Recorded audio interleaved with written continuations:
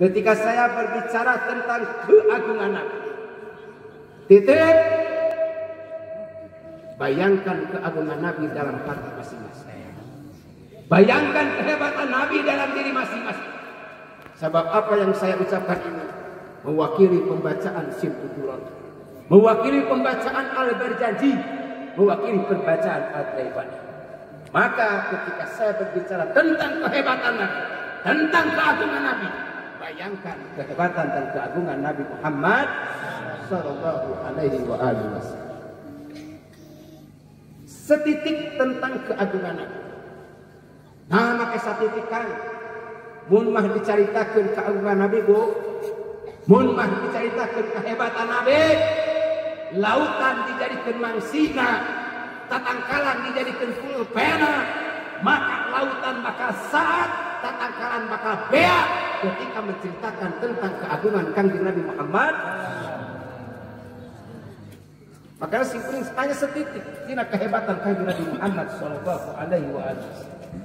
Di antara nabo, di antara kehebatan Kangjeng Nabi Muhammad, ku hebat-hebat Kangjeng Nabi Muhammad, ku agung-agungna Kangjeng Nabi Muhammad, sampai-sampai salah satu ulama membukukan dalam satu kitab dari kalangan Thariqah At-Tijaniyah, yaitu Syekh Yusuf bin Ismail An-Nabhani, membukukan dari kata-kata mutiara ulama-ulama bagaimana perkataan Syekh Yusuf bin Ismail An-Nabhani yang dikutip oleh perkataan-perkataan Syekh Ibnu Hajar Al-Haytami, bahwa di sana mengatakan bahwa kesangna Kangjeng Nabi Muhammad, kakara kesangna ya ibu, kakara kesangna Kangjeng Nabi Muhammad dibandingkan dengan minyak kastori nu aya di alam dunia masih kena selit kesangna Kangjeng Nabi Muhammad sallallahu alaihi wasallam.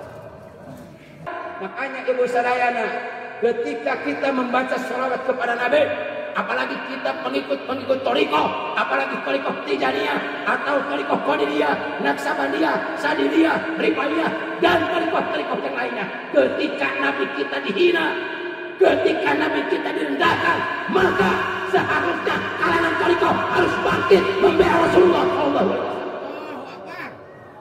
Ini saudara, kenapa? Karena kita semuanya untuk membacakan sholawat untuk Nabi Muhammad.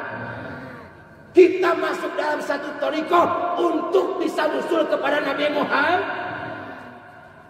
Dalam membaca sholawat harus kita bisa membayangkan wajah Nabi Muhammad.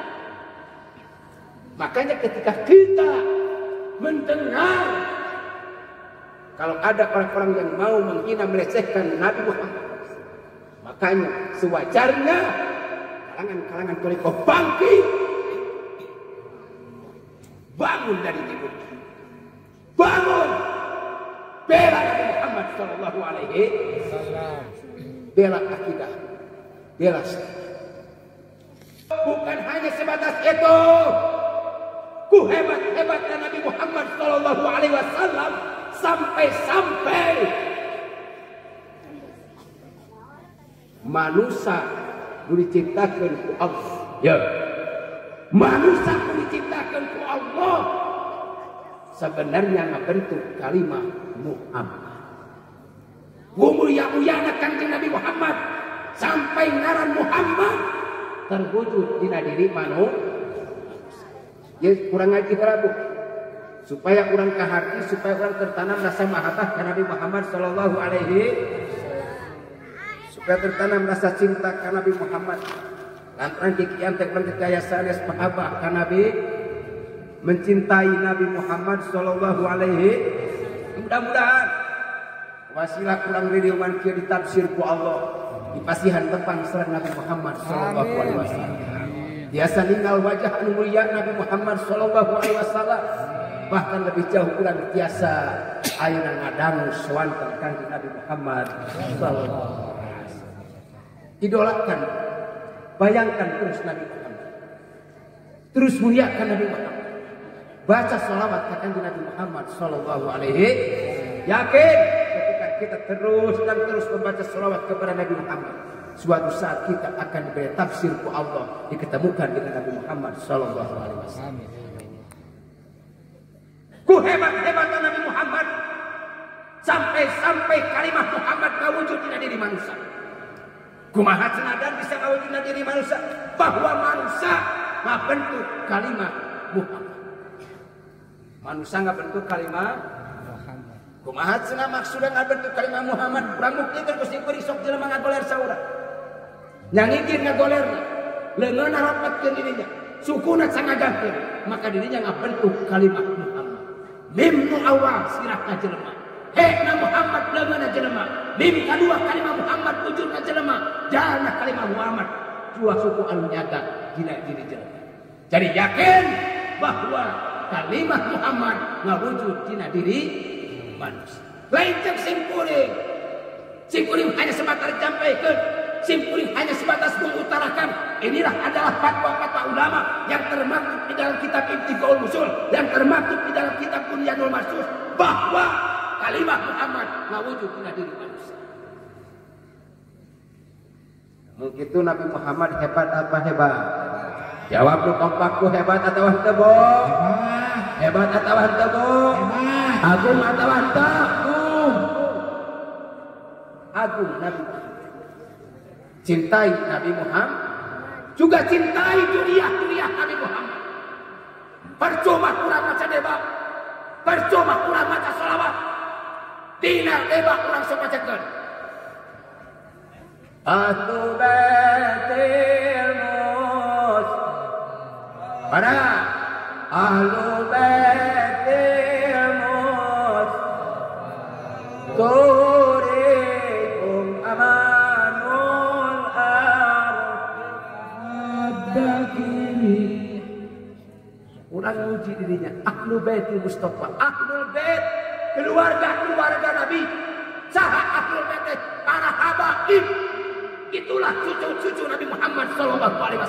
Ketika kita membaca salawat kepada Nabi, ketika kita mahabbah kepada Nabi, tapi cucu-cucunya kita hina, cucu-cucunya kita sepelekan, percuma Nabi tidak akan memberikan syafaat kepada kita semua. Ini sudah terjadi di zaman sekarang, saudara. Banyak orang yang menghina habaib, banyak orang yang menghina cucu-cucu Nabi Muhammad SAW. Maka saya katakan, kami siap membela para habaib, kami siap membela para kuliah Nabi Muhammad SAW. Takbir, Allahu Akbar. Ini perlu tahu, saudara.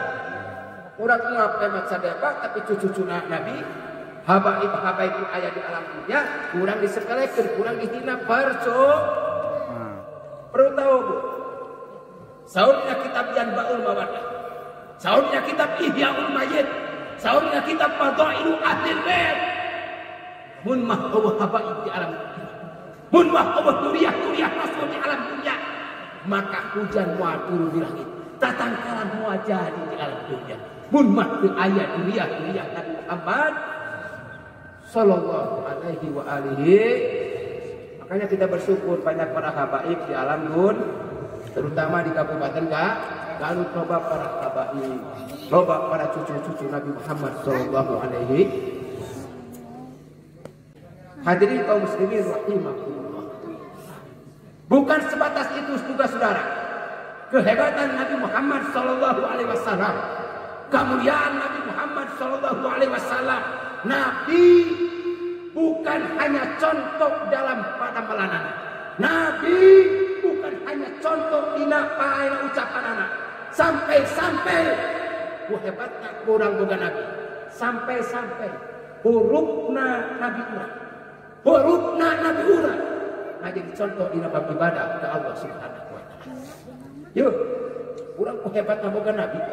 Sampai-sampai hurufna jadi contoh dina ibadah. Para urang teh ieu keur mahabbahkan Nabi. Urang teh keur memperingati kelahiran Kangjeng. Maka cara naon anu dilakukan kurang urut-urut. Saur Nabi, saur para ulama, jangankan ucapan, jangankan pagaweanan, hurufna jadi uswah, jadi contoh di bab ibadah ke Allah Subhanahu.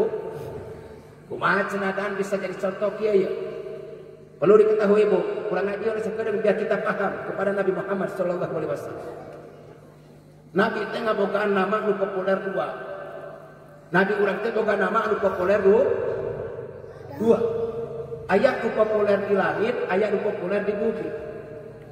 Nu populer di bumi nami atas masyhurnya eta Muhammad ibni Abdullah sallallahu alaihi.